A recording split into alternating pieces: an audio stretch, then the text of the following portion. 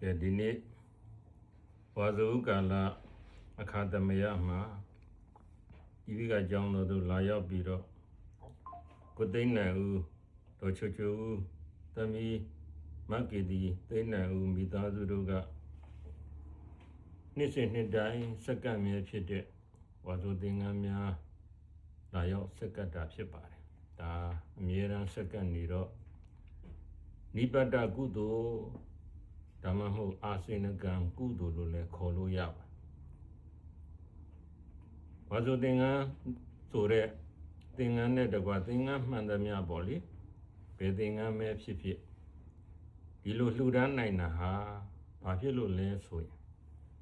သာသနာတွင်ကာလဖြစ်လို့လှူဒါန်းနိုင်တာဖြစ်ပါတယ်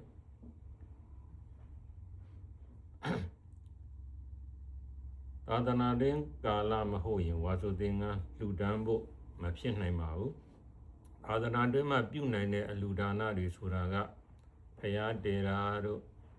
ရှင်ပြုတာတို့ယဟန်ခန္ဓာတို့နောက်တခါ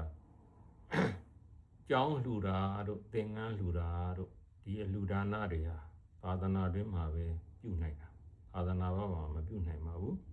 အဲကြောင့်သာသနာတွင်ကြုံတဲ့အချိန်မှာမိမိတို့အာစေနကံကုသိုလ်အနေနဲ့တနည်းအားဖြင့်ပြောရရင်နိပတ္တကုသိုလ်အနေနဲ့အခုလိုဝါဆိုသင်္ကန်းစက္ကပ်လှူဒန်းခွင့်ရကြတာဖြစ်ပါတယ်ဒီလိုသင်္ကန်းလှူရလို့ရှိရင်ဘယ်လိုအကျိုးတွေရသလဲဆိုရင်သာပေကျမ်းကမှာအများကြီးသင်္ကန်းလှူတဲ့အကျိုးတွေမြတ်စွာဘုရားဟောထားတာရှိပါတယ်ဘုရားလက်ထက်တော်အခါတုန်းကဟေရိညကာနိမထေဆိုတာအဲ့ဒီမထေကမြတ်စွာဘုရားရှင်ရဲ့တရားတွေနာပြီးတော့သာသနာပေါင်းနဲ့ဝင်တရားတွေအားထုတ်ကျင့်ကြံလိုက်တာမကြာခင်ယဟန္တာဖြစ်တယ်ယဟန္တာဖြစ်တော့သူ့ဘဝဇာတ်ကြောင်းသူပြန်ပြောင်းပြီးတော့စဉ်းစားတဲ့အခါငါဘာဖြစ်လို့အခုလိုလွယ်လွယ်ကူကူနဲ့ဘုရားသာသနာမှာတရားတူတရားမြတ်ကိုရခဲ့တာလေလို့ပြန်ပြီးတော့ဆင်ခြင်တဲ့အခါဟို60ကဘာထက်တုန်းကသူပြုခဲ့တဲ့ကုသိုလ်သင်္ကန်းလှူတဲ့ကုသိုလ်လေးကိုသွားတတိယနော်အဲ့တော့60ကဘာထက်တုန်းကသူဇာတ60ကဘာထက်တုန်းကဘဒုမௌဒရမြတ်စွာဘုရားပွင့်တဲ့အခါမှာအဲ့ဒီဘုရားရဲ့တပည့်သူဇာတမထေတဲ့အဲ့ဒါပန္တုကုသင်္ကန်းကောက်ပြီးတော့လိုက်ရှာနေတာရွာပြင်မှာပေါ့နော်အဲ့ဒါသူတို့ကပန္တုကုသင်္ကန်းဆောင်းတာဆိုတော့လိုက်ရှာနေတဲ့အချိန်မှာအခုနောက်တော့ဟိရညကာနိမထေဖြစ်မဲ့အမျိုးကောင်းသားကမြင်ပြီးတော့သူ့မှာပါလာတဲ့ပခုံးပေါ်ကအဝတ်ပိုင်းစလေးကိုပန္တုကုသင်္ကန်းအဖြစ်နဲ့အဲ့ဒီမထေမြတ်ကိုလှူလိုက်တယ်လှူလိုက်ပြီးတော့တပည့်တော်ဤကောင်းမှုကြောင့်နောက်တစ်ချိန်မှာရှင်ဘုရားတို့သိမြင်နိုင်တဲ့သိမြင်ရတဲ့တရားကိုတပည့်တော်သိမြင်ရပါလို့လို့ဆုတောင်းလိုက်ဆုတောင်းပြီးတော့အဲ့ဒီဘဝမှာဒီသင်္ကန်းလေးလှူရတဲ့ပီတိကုသိုလ်လေးကိုအမြဲတမ်းအာယုံပြုပြီးတော့ကုသိုလ်တွေပွားပြီးတော့အဲ့ဒီဘောကသေလွန်တဲ့အခါကျတော့အဲ့ဒီဟိရညကာနိမထေအလောင်းဟာလူပြည်နတ်ပြည်တွေမှာကျင်လည်ပြီးတော့ဘုံဘုံတို့ဖရာလက်ထက်ကြတော့အဲ့မှာအမျိုးကောင်းသားလာပြီးတော့ဖြစ်တာပေါ့နော်ရွာတကြီးတယောက်ရဲ့သားလာပြီးတော့ဖြစ်တယ်သူ့နာမည်က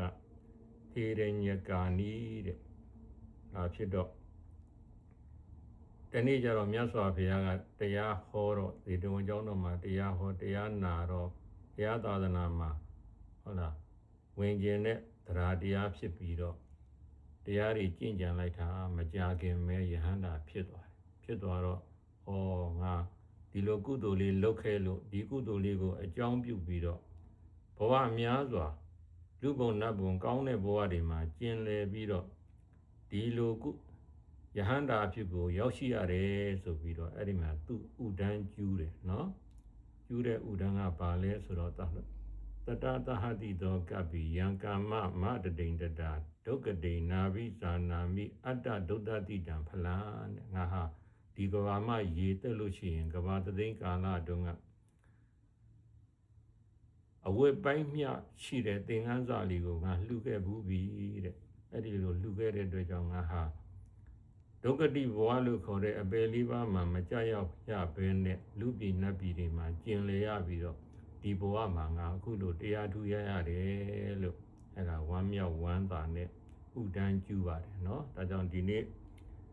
ဝါဆိုသင်္ကန်းလှူဒန်းကြတဲ့ဥသိနိုင်ဥတို့ဒေါ်ချိုချိုဥတို့သမီးမက်ကေတီနိုင်ဥတို့လည်းပဲဒီဝါဆိုသင်္ကန်းကုသိုလ်ကြောင့်မိမိတို့တွေ